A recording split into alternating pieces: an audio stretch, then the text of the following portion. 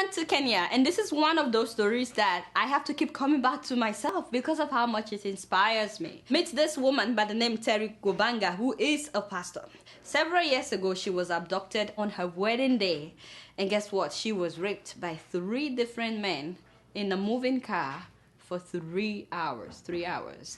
And then they stabbed her several times before they finally dumped her by the roadside while the car was moving. When villagers discovered her, she was of course covered in blood, and since she was naked, no one really wanted to get near her except a little child. When police finally came, they couldn't find a pulse. Everybody believed that she was dead, so they packed her in the bag to take her to the mortuary.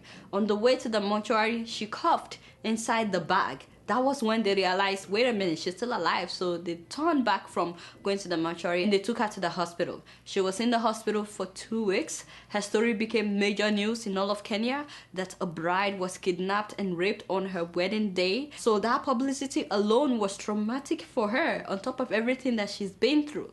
And then guess what? Doctors came in and told her that when she was stabbed in the stomach, her womb ruptured. Therefore, she would never be able to have kids. I was at that place in my mind asking God, do you care? Every time I had any male voice, I was told I was very violent. Not one person, 3, you know. I'm not saying one is better. Rape is rape at whatever level. But you know, one wonderful thing is her fiancé did not leave her side the whole time, and he still wanted to marry her, although everything that had happened overwhelmed her. So it took a year after the incident before they finally got married, and miraculously, some of those who read about her story in the news decided to pay for her wedding. She got everything for free, everything paid for, including the honeymoon.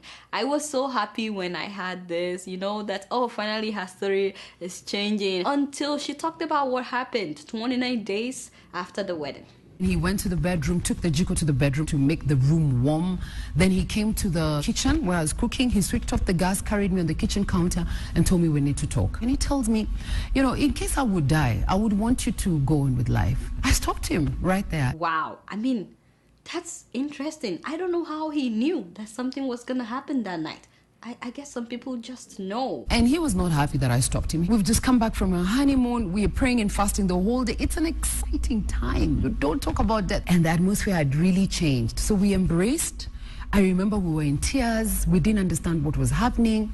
And we prayed. Anyway, to cut a long story short, that night, they both inhaled carbon monoxide from the heating stove that he bought called Jiko, which he was trying to use to keep her warm. By the time that neighbors got to them, of course, both of them couldn't move for a long time. By the time the neighbors forced the door open and got them to the hospital, she made it, but unfortunately he did not. I'm in tears. I'm in shock. I'm still waiting for someone to tell me that's a dream. Have you seen his body? They refused for me to see the body. Don't forget, this was 29 days after her wedding. Of course, she was bitter for a long time. And then at one point, my in-laws, not immediate, came and I'm being accused that I killed my husband. So wow. So I've had it before in the African, you know, community. It's very hard for a husband to just die, even if it was cancer. There's something the woman did.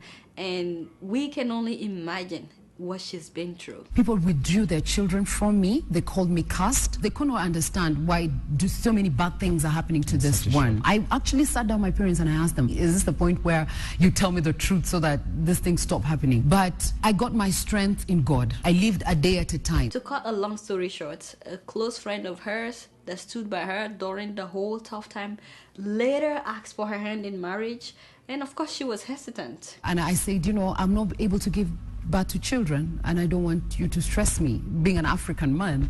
And so he tells me children are a gift from God, and if we have them, amen. If we don't get them, that means he will just have more time to love me. Wow, only true love would say such a thing. So they went ahead and they got married. Of course, it didn't go well with some family members.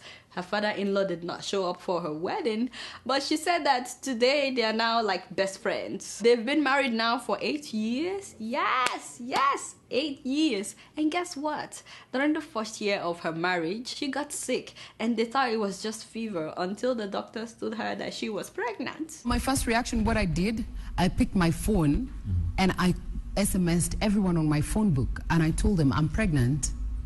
Some of them were asking me, who are you? And my reply was, I am pregnant. I was very excited. Anyway, she went on to have another baby after that, so they have 2 children. And today she goes about encouraging people, inspiring people, motivating people that no matter what you have been through, your story can also become a testimony. One thing I've always said, crawl if you have to, but just know destiny awaits. The 24 hours in a day just remains 24.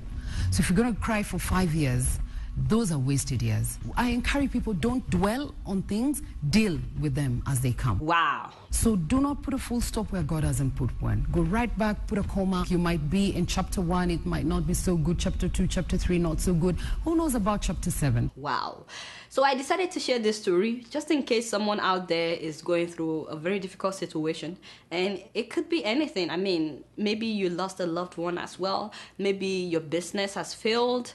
Maybe you've struggled for so long and you have nothing to show for it. Or maybe you wish that you're married or that you have kids, or you're just overwhelmed with school. No matter what you're going through today, please remember the woman who was raped on her wedding day by 3 different men, the woman who lost her husband within a month of her wedding, and the woman who was told that she would never have a child. If she was able to press through all that, you can press through anything. But you guys know I don't know anything. Guess what? I'm just keeping it real.